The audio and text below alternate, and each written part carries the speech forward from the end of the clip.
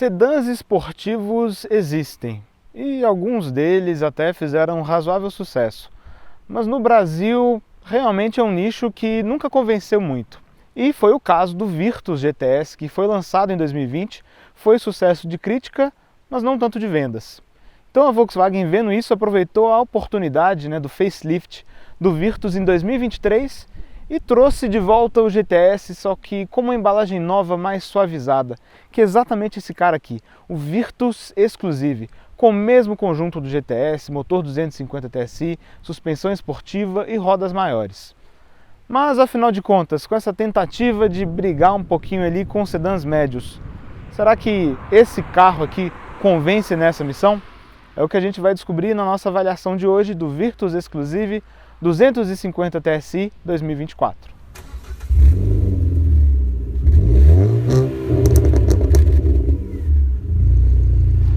E se você for comprar um carro usado seminovo, não deixe de usar o serviço de consulta veicular Dá Olho no Carro.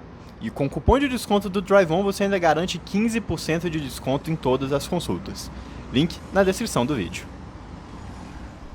O Virtus foi lançado aqui no Brasil poucos meses depois do Polo de sexta geração, ou seja, no começo de 2018. E ele foi desenvolvido principalmente para o nosso mercado nacional. Naquela época ele seguia bem em cima a linha do Polo, com exceção do MPI, que é 1.0 aspirado.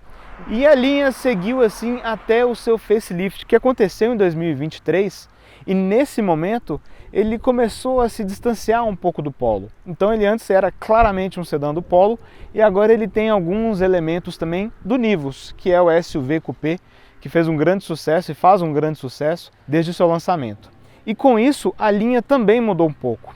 Aqui inclusive a Volkswagen teve a inteligência de fazer uma definição de linha muito melhor do que qualquer outro carro que a gente tenha na linha da marca hoje. Então nós temos as versões 170 TSI com câmbio manual, 170 TSI com câmbio automático de 6 marchas. A gente entra nas versões 200 TSI Comfortline e Highline, sempre com câmbio automático de 6 marchas. E a gente tem essa Exclusive aqui, que ocupa o lugar da antiga GTS, com motor 250 TSI e câmbio automático de 6 marchas.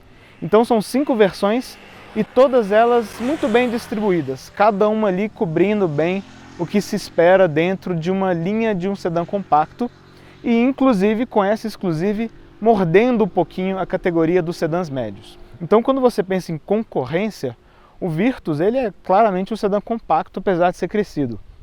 Então nas versões 1.0 a gente vê um carro que concorre com Onix, com HB20, com Versa, com City, com Yaris, com Cronos, enfim, esses carros bem conhecidos aí das ruas. E quando a gente olha para essa Exclusive, que já passa dos 150 mil, com as versões de entrada de Sentra e Corolla, principalmente nesse mercado onde o Jetta 250 TSI não existe mais há algum tempo, então ele vem para ocupar essa lacuna, onde o Cruze está para ser descontinuado e toda essa categoria dos sedãs médios realmente está passando por um momento de relativo ostracismo. O Virtus deixou de ser um sedã do Polo, como eu comentei com vocês, e isso fica muito na cara aqui na frente, porque reparem, a gente tem o mesmo para-choque do Nivus, óbvio que com um trabalho um pouquinho diferente em alguns detalhes, inclusive o mesmo farol do Nivus. Então reparem também como a gente tem um ângulo de ataque bastante generoso para um sedã, inclusive. E como o carro é preto, muitos desses detalhes acabam ficando mais escondidos. Mas aqui a gente tem detalhes em cinza, tá vendo? Na grade de cima, na grade de baixo. A gente tem um logotipo exclusivo, uma pequena badgezinha. Tem retrovisores em cinza, rodas em cinza. Inclusive um pequeno spoilerzinho, um defletorzinho lá na tampa do porta-malas, que também tem um tom escurecido. Então aqui acaba perdendo um pouco desse efeito, mas eu acho que é um trabalho bem interessante que a Volkswagen fez aqui para diferenciar esse Exclusive do Highline, que inclusive a gente também testou aqui no canal, você pode conferir o vídeo, a avaliação que o Lucas fez. Mas é claro que a principal diferenciação está aqui debaixo do capô, porque nós temos o motor 250 TSI, que é 1.4 TSI, que existe na linha brasileira da Volkswagen desde 2013, quando ele chegou por aqui no Golf alemão. Eu acho sensacional, eu tenho que falar isso toda vez, que desde 2013 os mecânicos, os influenciadores, os profetas do caos Estão falando que esse motor não vai durar nada, não vai durar um ano. Já se passaram 11. E hoje ele é um motor que muitos já reconhecem por sua confiabilidade, inclusive seu superdimensionamento, né, que permite trabalhos bem ousados de remap, stage 1, 2, 3, 4 mil. Caiu nas graças aí de preparadores, né? Mas mesmo sem nenhuma preparação, é um motor muito gordo, ele é pujante mesmo. Então ele não tem uma potência muito alta. São 150 cavalos, independente do combustível, com álcool, que como esse carro está abastecido aqui, esse pico de potência vem entre 4.500 e 5.000 rotações, então é um pico baixo que se segura um pouquinho, e de torque 250 Nm. Daí vem o nome 250 TSI, ou 25,5 kgfm, no padrão mais comum. Isso também independente do combustível. Com álcool, mais uma vez, como ele está abastecido aqui, esse pico de torque já vem a partir de 1.500 rotações e fica até 4.000. Então quase que o pico de torque se encontra com o pico de potência. Então ele é realmente um motor muito parrudo, muito gordo, e apesar de ter bons anos de mercado, ele ainda é muito moderno. Então a gente tem triplo circuito de arrefecimento para o bloco, para o cabeçote, para a turbina, injeção direta, a gente tem a partida a frio, obviamente não precisa de tanquinho aqui, por conta da pressão da injeção direta, e duplo comando de válvulas com variação nos dois comandos, que tem a sincronia dos comandos feita por uma correia dentada tradicional. E reforço isso também, porque aparece muita gente falando que é uma correia dentada banhada a óleo. Não é, uma correia dentada a seco, com troca a cada 5 anos ou 120 mil quilômetros. E com certeza já tem gente reclamando aqui que não tem a manta acústica. A manta termoacústica é para impedir que o som do motor vá para fora do carro e não para dentro do carro. E aqui ainda por cima a gente está falando de um veículo que tem um Soundactor, que é um dispositivo que amplifica o ruído do motor para o lado de dentro do carro, né? Enfim, não faria sentido ter a manta aqui, né?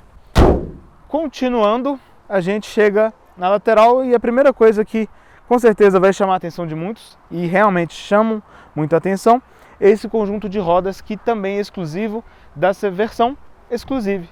Então a gente tem aqui roda Aro 18 com pneus 205/45. É a mesma medida, inclusive, do Polo GTS e que o Virtus e Polo GTS ofereciam opcionalmente antes do facelift.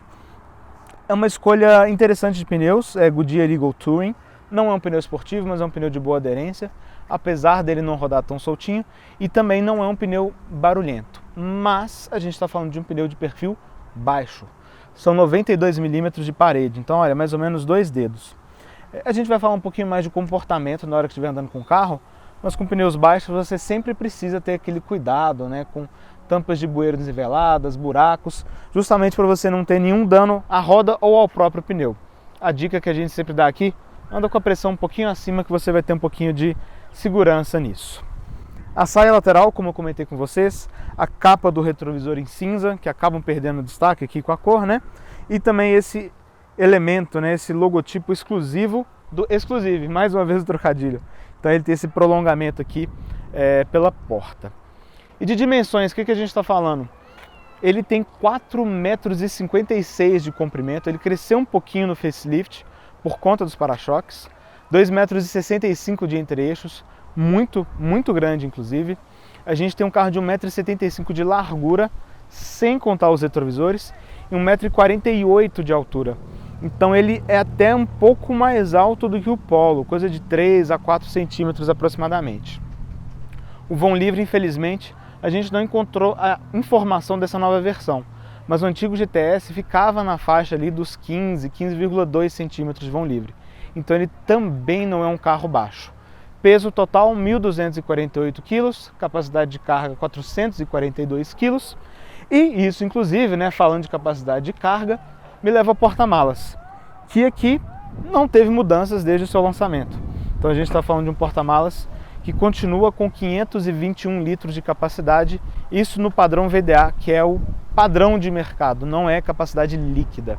E aqui por baixo a gente tem, obviamente, o step, ele vai por baixo e por dentro.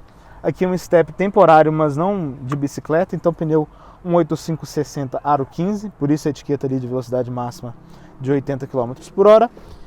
E obviamente o tanque de combustível, que aqui é de 49 litros. No ano passado, aproximadamente meados do ano passado, perdeu 3 litros por conta de regras de emissão e evaporação. Então, olha, o acesso é muito bom, é uma boca muito grande, maior inclusive do que dos outros sedãs compactos. A gente tem todo o acabamento de plástico aqui, com puxadores dos dois lados, que é muito bom, batente em plástico. O interior é em um feltro simples, mas acho que para um compartimento de carga tudo bem. E a gente tem uma iluminação logo aqui no centro. E aqui por cima, né, a parte onde você não nota com tanta frequência, é até bem ok. Já vi sedãs piores neste ponto. Mas uma coisa que eu acho que poderia ter é que, olha, as alças são pescoço de ganso, e acho que tudo bem, é um padrão dessa categoria. Mas o Cronos, por exemplo, que é um carro bem mais simples, tem junto dessas alças pequenos amortecedores a gás que abrem a tampa de maneira completa e mais suave. Acho que seria legal também ter isso aqui no Virtus. E aqui, continuando, né, toda a temática exclusiva do Virtus, as lanternas são fumê em todo o Virtus, mas aqui a gente tem um complemento, né, da logotipia toda escura, o spoilerzinho que eu comentei com vocês, aqui embaixo também um aplique no para-choque. Enfim, é um carro que realmente passa uma impressão ali de coisa mais executiva, coisa mais premium. Mas eu não posso deixar de trazer a memória não só do Santana, né, Exclusive, que existia lá nos anos 90, mas até do Voyage Evidence, que foi lançado ao redor de 2014 e 2015, que também era uma proposta de ser um sedã compacto um pouquinho mais trabalhado e mais luxuoso. Então acho que aqui a gente vê alguns elementos, tanto de Santana quanto desse Voyage, que agradam bastante e realmente fazem sentido para essa versão do Virtus que quer morder ali um pouquinho, né, os sedãs médios de entrada. E nessa missão ajuda muito a plataforma MQB-A0, que também não é uma novidade, mas até hoje oferece bons níveis de rigidez torsional, segurança em termos de impactos, trazendo aqui um carro que tem um comportamento muito bom, uma precisão de montagem, enfim, realmente é uma plataforma ainda bastante moderna que é totalmente modular. Então, essa plataforma rígida, segura, de bom comportamento, junto dos bons itens de segurança que o Virtus oferecem, trouxeram esse carro um resultado de 5 estrelas no Lightning NCAP. E não só isso, quando você olha para a pontuação mesmo, para os pontos, ele foi considerado o carro mais seguro que o Instituto já avaliou, o carro nacional mais seguro. Isso não é pouca coisa. Então a gente está falando dessa estrutura de 6 airbags, a gente está falando do AEB, do ACC, a gente está falando de pequenos detalhes eletrônicos que também são muito interessantes, como o sistema que limpa os discos de freio debaixo de chuva, o sensor de fadiga, o sistema que freia o carro automaticamente em manobras de estacionamento também. Mas, neste preço e também na categoria como um todo, Volkswagen já poderia e deveria oferecer também itens como o sensor de ponto cego, que agora a gente tem no novo T-Cross e aparentemente também vem no novo Nivus, o assistente de permanência em faixa e também o assistente de farol alto, preferencialmente com o IQ Light, né, que é aquele sistema de LEDs matriciais que a gente já tem no Polo GTS. Lembrando que o Nivus europeu, o Taigo, já tem esses faróis, então não seria exatamente um trabalho complexo importar eles, reprogramar e colocar aqui no Virtus. Então são adições que eu espero muito que venham. E de suspensão, feijão com arroz. McPherson na dianteira, eixo de torção na traseira. A gente tem freios a disco nas 4 rodas, sendo que na dianteira são ventilados, são discos de 276 mm e aqui na traseira são discos sólidos de 230 mm. E aqui eu vou repetir uma observação que eu fiz no vídeo do Polo GTS. Não falta freio, o carro freia de maneira muito equilibrada, mas considerando que a gente está falando de um carro que chega a 209 km por hora, acho que talvez discos um pouquinho maiores na dianteira seriam muito bem-vindos. Não foi só por fora que a Volkswagen fez um trabalho para tentar dar uma cara um pouquinho mais sofisticada para essa versão topo de linha do Virtus. Por dentro a gente também tem algumas diferenças em relação à versão Highline. Então olha, começando pelos bancos, o formato é exatamente o mesmo, só que em comparação ao antigo GTS, obviamente perdemos aqueles bancos concha, né, com abas maiores e o apoio de cabeça integrado, que é o mesmo banco dos outros, só que evidentemente com uma capa diferente, que tem, né, esse exclusive aqui embaixo relevo e essas costuras em padrão diamante com este vinil. Acho bem bonito, dependendo da luz pode parecer preto, mas é um cinza bem escuro, bem intenso, vamos dizer assim, que eu acho que funciona para esse carro. A outra diferença é essa faixa em vinil, que já existe na versão Highline, assim como os bancos revestidos em vinil, mas aqui obviamente a gente tem uma cor diferente e mais uma vez o Exclusive aqui em baixo relevo. Assim como o banco é um cinza bem escuro com esse pesponto, né, branco ou um cinza mais claro, que eu acho que traz uma boa impressão visual. E a gente tem um efeito parecido no volante, então olha, também um couro cinza bem escuro, tem um nível de espuma bem discreto, mas bem agradável, com essas costuras brancas, e a mesma coisa na porta. Então olha, aqui onde você apoia o braço, uma porção bem generosa de espuma, com esse revestimento em vinil, e aqui tudo é tecido, tá vendo? Daqui até aqui. O Highline também tem isso, a diferença é que aqui no Exclusive a gente tem esse efeito, mais uma vez, dessa costura branca, né? Então, um detalhe interessante que ajuda a diferenciar um pouco as versões. Mas, lembrando, o Highline tem tudo isso que a gente viu, só que com um tema diferente. No Highline, essa faixa, por exemplo, é marrom, a gente tem detalhes, né, deste mesmo tom dentro do carro. Aqui tudo bem na linha esporte fino escurecido. E a gente tem também o teto, que é totalmente preto, né, as colunas e o próprio revestimento do teto. Então realmente corrobora e fecha todo esse pacote de interior escurecido. Uma coisa que é bem legal é que a gente tem alguns elementos em Black Piano, como por exemplo o controle do ar-condicionado, esses efeitos de moldura da central e do painel de instrumentos, e até aqui na manopla, que tem essa iluminação das posições de marcha por trás. Então dá um efeito bem legal e não fica cansativo, porque o Black Piano, quando ele é usado de maneira muito extensa, ele fica com aquela aparência de manchado, de riscado, causa muito reflexo, incomoda. Então acho que aqui foi um uso bem inteligente.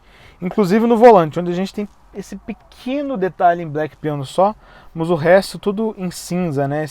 Essa simulação de alumínio escovado que mais uma vez evita reflexos e não atrapalha ao dirigir. E além dessa impressão de carro chique, o Virtus continua tentando passar uma impressão de carro tecnológico, que é oferecida principalmente por essa combinação do Active Info Display e da VoxPlay, que somam mais de 20 polegadas de tela num plano elevado e bem fácil para a leitura do motorista.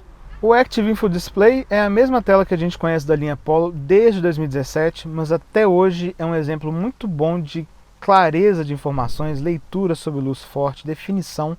Realmente é um painel que já tem um tempinho de mercado, mas que ainda agrada muito.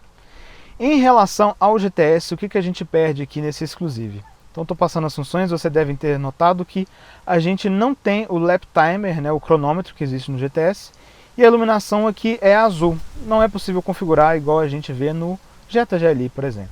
O que é legal é que, apertando o botão View no volante, você obviamente tem diferentes opções de visualização, e através da VoxPlay você consegue configurar o que a gente tem dentro de cada um dos elementos circulares, né? Então aqui, por exemplo, a gente tem o consumo e a distância percorrida do outro lado. E esse painel digital, como eu comentei com vocês, segue sendo referência na categoria, especialmente quando você considera o que os outros carros oferecem. Então, por exemplo, entre os compactos, você tem um painel parcialmente digital em Versa e City, que nem de longe tem essas mesmas opções de configuração. Muitas vezes você escolhe uma informação ou a outra. O Corolla tem agora um baita painel de 12 polegadas, mas só nas versões de topo. Na versão de 150 mil a gente não tem esses recursos. E o Sentra, nem na versão topo de linha, tem um painel digital. Enfim, é que de fato a gente tem uma bela combinação de informações, visualização e qualidade de leitura, que ainda é uma combinação, mais uma vez com perdão do trocadilho, exclusiva nessa faixa de preço e categoria de sedãs. E a VoxPlay também é outra referência muito boa nessa categoria. Especialmente quando você considera que a Hyundai e a Chevrolet tinham boas centrais, mas que não foram atualizadas com o tempo, e que todos os carros orientais, de modo geral, então City, Versa, Corolla, Sentra, pecam muito em tecnologia e até nos sistemas operacionais que são bem antigos.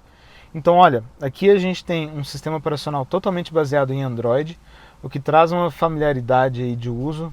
Vejam que as respostas elas são boas, tá vendo? Não existe nenhum problema de uso aqui.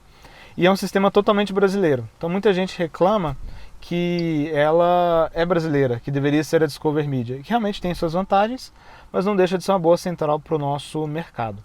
E o que é interessante? Olha, você tem essa primeira página, né, com alguns atalhos. A gente tem essa segunda que você pode ver, por exemplo, os dados de viagem do carro, as 3 medições que a gente tem no painel. Inclusive, continua o Virtus antigo aqui.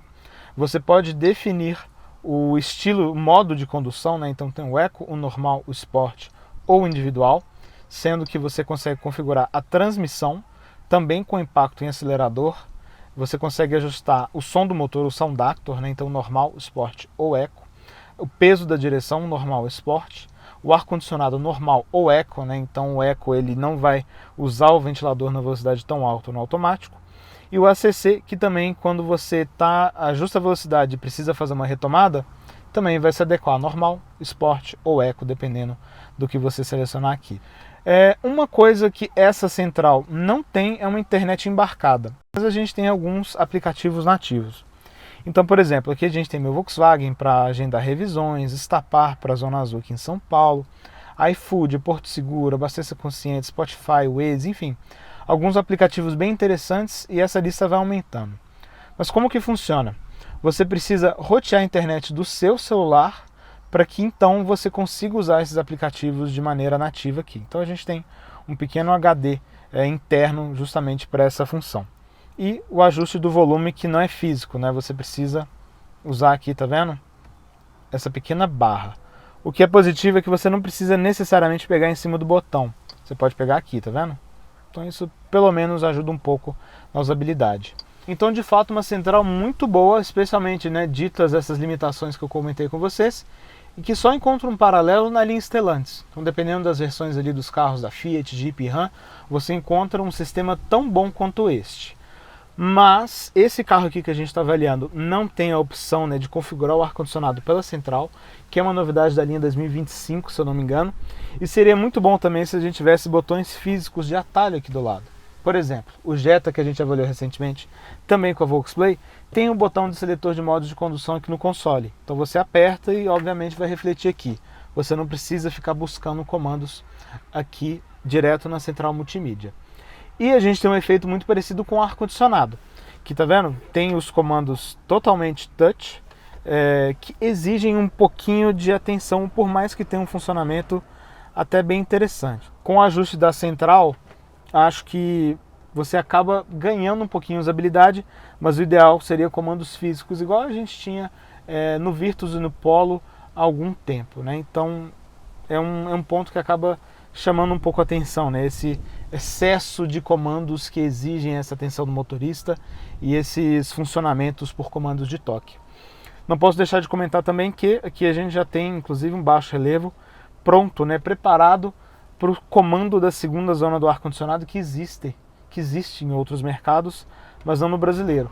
Como nenhum sedã compacto, né, oferece esse item, acho que a Volkswagen também preferiu, pelo menos por enquanto, não oferecer aqui no Virtus. Em ergonomia, o mesmo Virtus que a gente sempre conheceu, o que é muito positivo, porque a gente está falando de um banco que é muito bem alinhado ao volante e aos pedais. Então olha, ficando bem correto aqui, tudo muito bem centralizado. Então a gente tem um acesso facílimo aos pedais, tá vendo? Sem maiores mistérios. Um apoio de pé muito bom que não deixa o joelho muito flexionado. Aproveitando que a gente está aqui embaixo, né, os tapetes que vocês estão vendo são de série. Poderia, né, ter a pedaleira esportiva igual a gente tem no Polo GTS, mas tudo bem. Batente com kickdown muito bem definido. Ajuste de altura milimétrico do banco e o ajuste do encosto é por pontos pré-definidos. Acho que seria legal, assim como a gente tem no T-Cross Highline, uma regulagem aqui da lombar. Acho que seria bem interessante. A gente tem um volante com regulagem de altura e distância em um campo muito bom, tá vendo? Então você, sendo muito alto ou muito baixo, consegue se encontrar muito bem aqui. Inclusive, os cintos têm regulagem de altura dos dois lados, o motorista e também para o passageiro. Enfim, um carro realmente que recebe bem, com bancos que têm bons apoios laterais, que não fazem tanta pressão igual no GTS, mas também não deixam o corpo escorregar. Bancos que são compridos, tá vendo? Reparem, são bancos que apoiam muito bem as coxas e também com apoio de cabeça que não te empurra o pescoço, né? Não faz aquela pressão aqui na nuca. Muita gente com certeza ainda se incomoda né, pela ausência aqui da saia. Eu acho que realmente poderia ter, especialmente nessa versão topo de linha, né? Acaba que é um detalhe com que a gente se acostuma, mas o efeito da saia aqui definitivamente é muito melhor do que deixar os trilhos aqui expostos. E aqui a gente tem um pacote de equipamentos que é bem correto.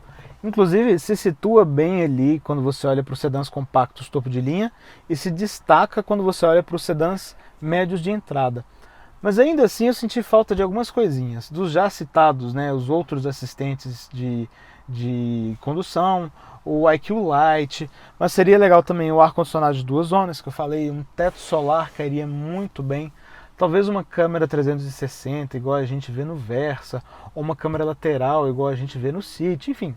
É um carro que definitivamente não incomoda em equipamentos, tudo que vocês estão vendo aqui é de série, mas sempre existe aquele espacinho para melhorar, né? Então, além do que eu já mostrei para vocês, retrovisor eletrocrômico, faróis limpadores automáticos, a gente tem um carregador por indução aqui, a gente tem 2 entradas USB-C iluminadas aqui no console central, mais 2 aqui atrás, a gente tem porta-óculos, a gente não tem, infelizmente, as alças de teto, né, os famosos PQP, que muita gente sente falta deles, e em termos de espaço, né, para pequenos objetos, eu acho que é um carro bem correto. Porque a gente tem 2 porta-copos aqui que não são muito grandes, mas seguram copos até de 500 ml.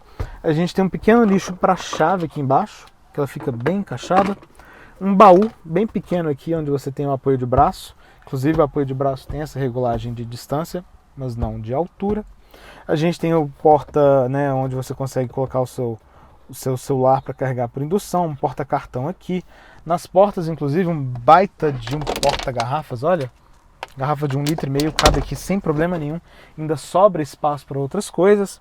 Então, um carro bem prático para o dia a dia. Mas não posso deixar de comentar também que, apesar da tentativa da Volkswagen de trazer um pouco mais de sofisticação visual, a gente ainda está falando de um carro que tem materiais de acabamento simples. Então, olha, a gente tem plástico. Não acho que seja exatamente um problema, desde que seja bem montado. E é exatamente o caso que a gente vê aqui, né? Eu não vejo grandes falhas de montagem aqui no Virtus. Nada do tipo, mas esse carro aqui também tem a quilometragem bem baixa, né? Está com 1.700 km. E isso acaba sendo um ponto que chama atenção negativamente quando você tira o Virtus dessa faixa dos sedãs compactos, que é exatamente esse mesmo padrão, e bota ele nessa faixa dos sedãs médios, que já começam a entregar um acabamento um pouquinho mais sofisticado, ainda óbvio que não chegue aos níveis de um veículo premium, né, como a gente vê no Audi A3, por exemplo. Mas, de fato, a gente tem um ponto aqui que pode chamar a atenção negativamente se você estiver cogitando, né, uma dinâmica de compra desse tipo. Muita gente ainda acredita que sedãs médios têm mais espaço do que sedãs compactos. Em alguns casos até tem, mas o do Virtus definitivamente não é um desses casos. Porque olha, vou ficar bem correto aqui, reparem o comprimento desse banco. Ele apoia muito bem as pernas, inclusive nas posições laterais, tá vendo? Ele tem um desenho que favorece justamente esse apoio. O espaço para o joelho, então, nem se fala. Olha, eu tenho 1,77 m de altura e olha quanto sobra aqui do meu joelho para o encosto do banco. O espaço para a cabeça também é bem correto, mas sem grandes destaques. Olha, a gente tem mais ou menos 2 dedos livres aqui da minha cabeça para o teto. E como a gente avaliou o Corolla bem recentemente, acho que é até legal fazer um paralelo, porque aqui realmente a sensação de espaço ela é muito positiva, até mais positiva do que a gente vê lá no sedã médio da Toyota.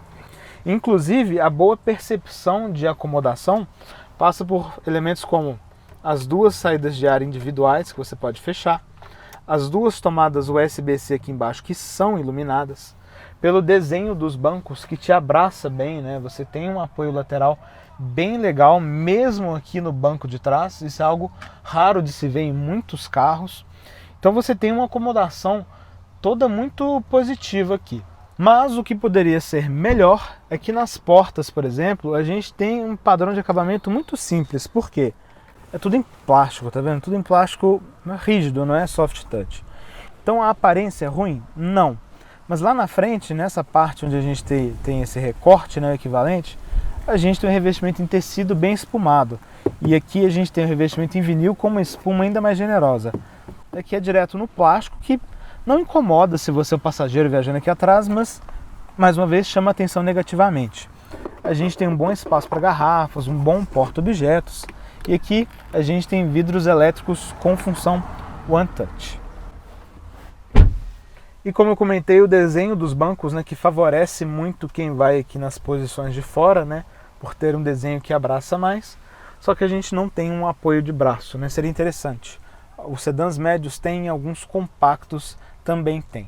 Em compensação, olha, o apoio de cabeça é do tipo vírgula, né, que você pode diminuir ou regular a altura, né, no final das contas.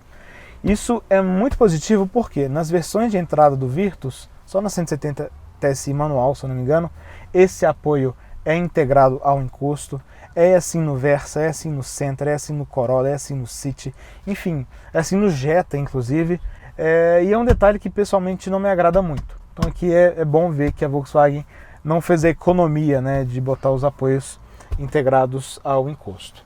E nós temos também duas luzes de leitura que são individuais, né? Então você pode acender individualmente, inclusive você pode acender lá pelo comando da dianteira. Quando você acende todas as luzes lá na frente, também acende aqui atrás. Mas são luzes amarelas, né, do tipo incandescente. Poderiam ser luzes de LED igual a gente vê no T-Cross. Inclusive, mais uma coisa que poderia ter do T-Cross aqui é uma iluminação ambiente em LED. Então lá no SUV da Volkswagen a gente tem esses detalhes, esses pontos de luz nas portas, a gente tem no carregamento do celular ali, né, no espaço, no vão do console central, a gente tem nas áreas dos pés. Infelizmente a gente não tem nada desse tipo aqui no Virtus. Do you want it?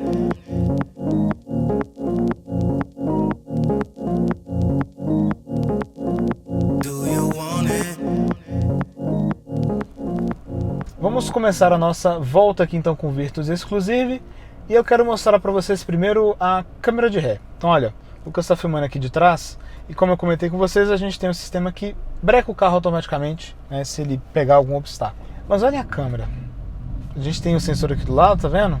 E aqui a gente tem a câmera. Ela realmente é de uma qualidade que não faz jus ao padrão do carro.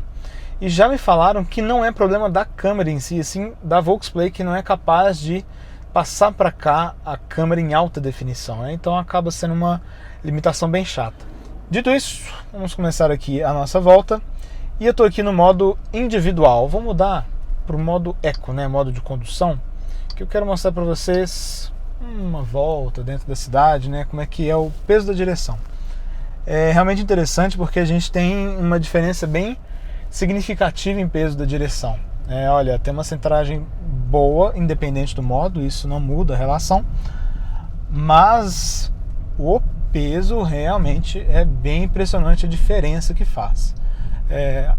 Acho que essa questão dos modos de condução, né, é uma maneira bem inteligente de mudar a experiência e fazer com que o mesmo carro atenda diversas pessoas diferentes, né?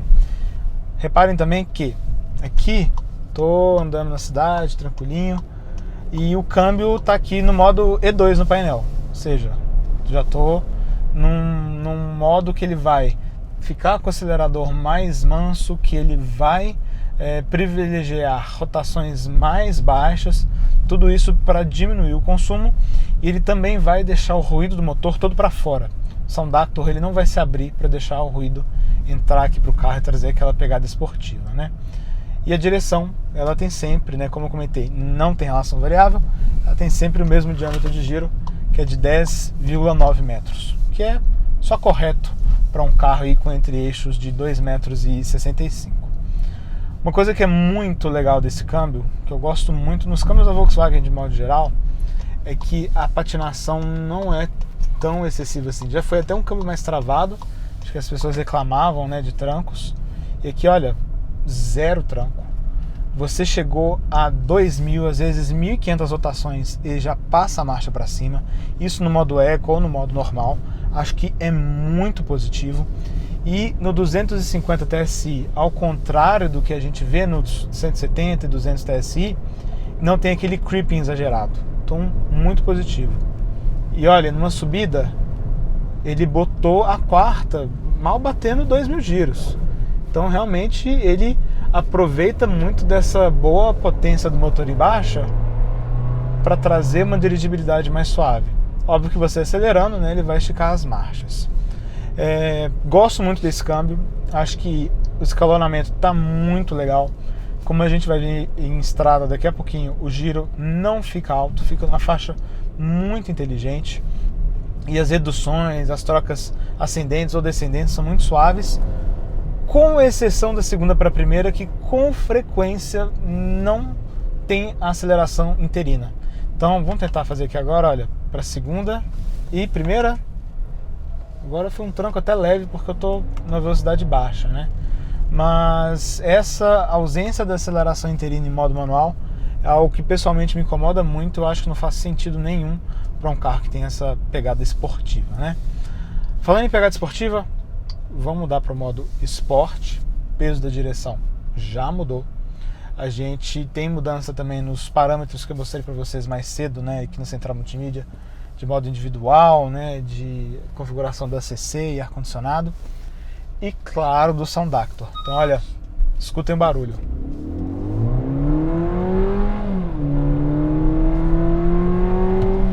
É outra coisa, o carro fica realmente muito mais invocado, vamos dizer assim, pelo ruído. E a suspensão, toda a tocada do carro de dirigibilidade acompanha também. Porque a gente tem um carro que ele não é muito alto. A gente está falando de mais ou menos 15 centímetros de vão livre. E ele, com essa suspensão firme, não rola muito, não tem aquela transferência de peso tão significativa. Então você pode jogar em curva sem problema nenhum. Você tem o bloqueio eletrônico diferencial XDS, que ajuda a puxar o carro ainda mais para dentro na curva. E com esses pneus 205, 45/18, você tem o perfil baixo, que mais uma vez você precisa de cuidado, né, para buracos, tampas de bueiro, mas traz uma resposta de direção muito precisa. Então o ângulo de deriva é baixo. Você aponta a direção, vendo? O carro ele não tem aquele movimento de pneu esfregar e depois o movimento acontecer. Então realmente uma direção muito precisa, uma suspensão que aguenta sim uma tocada mais esportiva, por mais que não seja tão firme quanto o do Polo GTS. Então a gente tem um equilíbrio muito bom. É um carro que faz curva, é um carro que rodando no piso ruim de São Paulo, você nota assim que é firme, mas não incomoda. Valeta, problema nenhum. Lombada, como a gente passou agora, problema nenhum. Rampa de garagem, zero problema também. Então realmente é uma dualidade que agrada, né? A gente vem falando muito dessa ambivalência em esportivos hoje, e aqui no Virtus Exclusive não é diferente disto. Com essa seleção, né, dos modos de condução, o tempo de resposta do acelerador também muda de maneira muito sutil, pelo que eu observei aqui, mas que também, né, ajuda a complementar todo esse pacote de dirigibilidade personalizável. Uma pequena acelerada, olha. O carro muito bom mesmo, era uma subida pesada. Vocês veem que não falta resposta de maneira absolutamente nenhuma.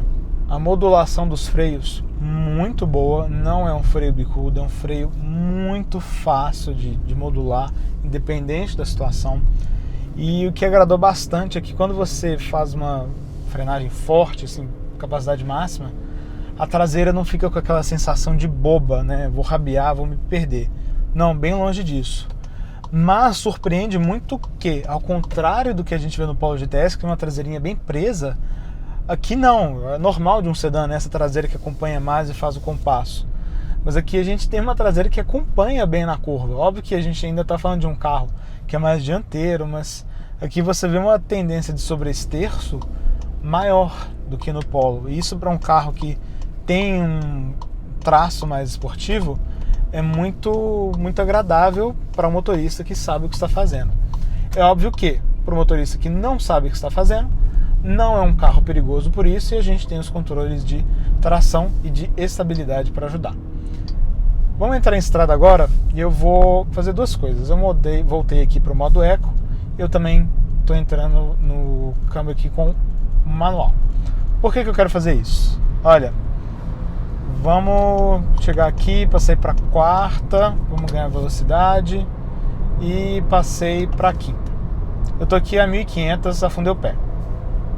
Afundei o pé tá afundado, sem o kickdown. Tá chegando a 2000, 2100, ganhei um pouquinho mais de ímpeto E realmente a 2.500 você vê que tem uma mudança de personalidade. É óbvio que, bem discreta nessa situação aqui, a gente não tem o abre e fecha do conversor, né, para ajudar, mas existe sim um comportamento diferente abaixo de 2.000. É um carro que falta? Não. A programação do câmbio é muito inteligente, inclusive. Então você está ali com pouco pedal, no anda e para. É um carro que vai te dar resposta muito boa o tempo todo.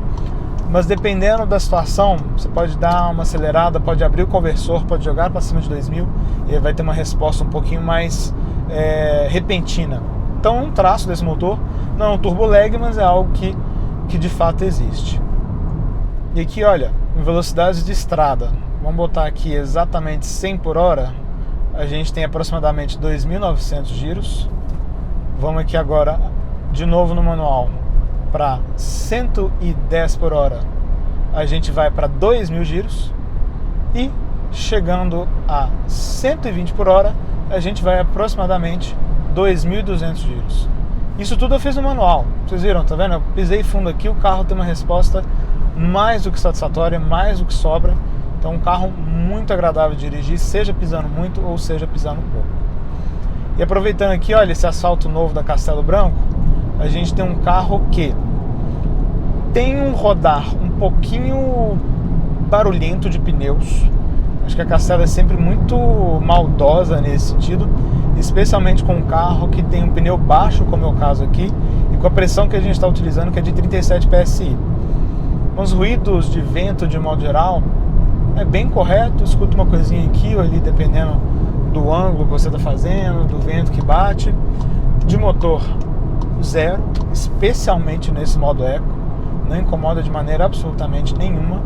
E ruídos mecânicos em geral, também não escuto nada. Então é um carro que definitivamente se mostra ser um bom estradeiro, assim como o Polo GTS. Então você tem uma boa ergonomia, esse bom comportamento, essa boa direção precisa, com peso regulável, os modos de condução, enfim, um veículo de fato bastante agradável, seja na cidade ou seja na estrada. E de consumo, como que ele ficou no final das contas? Volkswagen mandou o carro para a gente abastecido com álcool, como é padrão da frota deles Flex.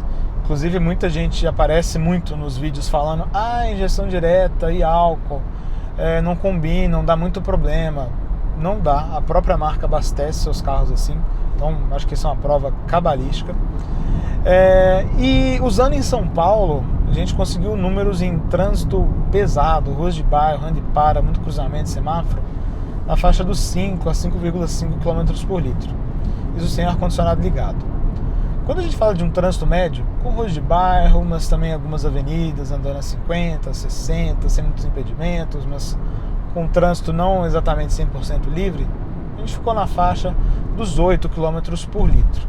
Sendo que em condições livres de trânsito, pode esperar alguma coisa na faixa dos 10,5 a 11 km por litro, chegando até 16,5 em vias expressas, como a Marginal do Rio Pinheiros, né, andando a 80, 90 km por hora constantes. Em estrada, com ar-condicionado ligado, pode esperar alguma coisa ao redor de 14 por litro andando a 100, 13 andando a 110 e 12 andando a 120. O que a gente vê aqui, né, situando ele com o Polo GTS e o Virtus Highline que a gente já testou? Ele gastou um pouquinho mais do que o Polo GTS, pode ser uma questão de peso, pode ser uma questão de quilometragem. O Polo que a gente testou tinha 11.000 km, esse Virtus tem 1.500. E quando a gente bota do lado do Highline, que é o 200 TSI, a gente tem números até bastante parecidos. Então, a diferença que a gente vê aqui, acho que alguma coisa a gente pode até acreditar aí na margem de erro, de mudança de cenário, enfim. Se você tem um medo de, quero um Virtus 250 TSI, mas vai gastar muito mais do que o 200, não, definitivamente não é o caso. Inclusive a gente vê isso também em outros testes, né? Testes das 4 rodas, por exemplo, mostrando que o Polo GTS gasta muito parecido com o Highline, enfim. É um conjunto realmente muito bom em desempenho e também muito convincente mesmo em consumo. Bem, dada a nossa volta aqui com o Virtus Exclusive, vamos aos pontos positivos e negativos desse ousado sedã compacto da Volkswagen.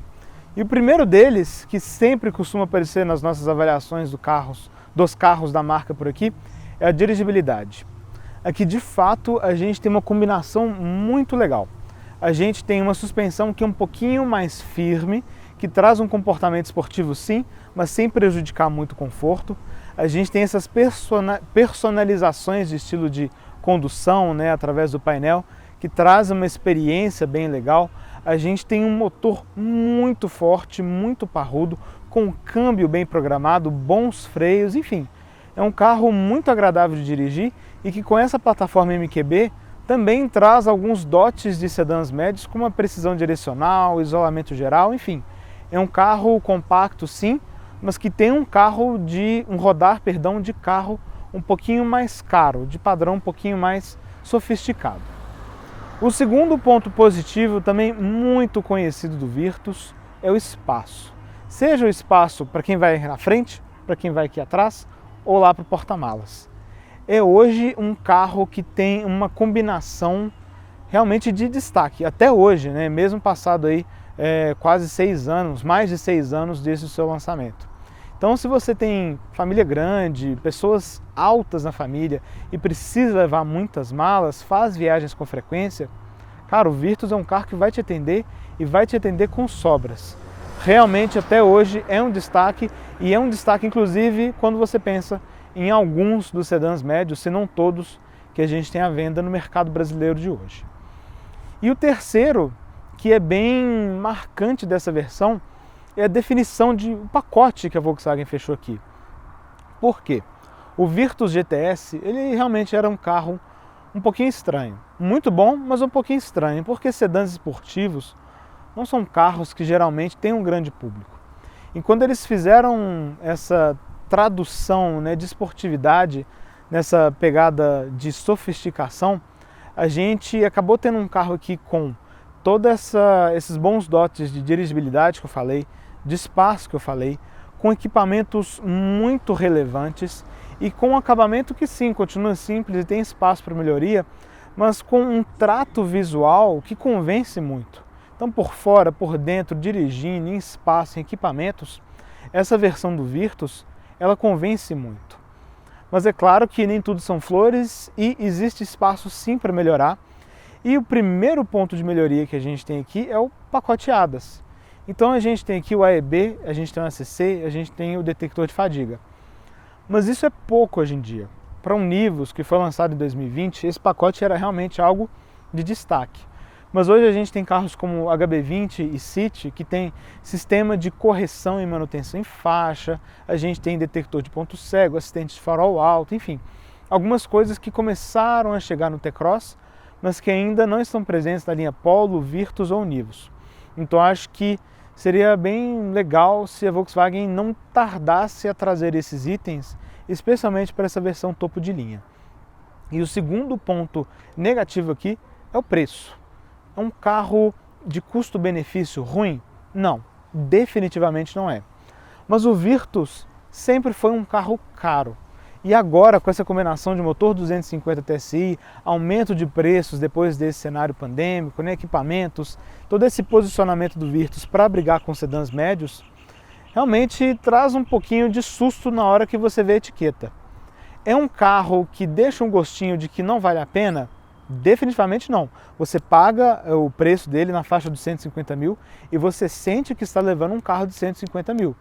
Mas ele não deixa de ser um sedã compacto que passa de 150 mil.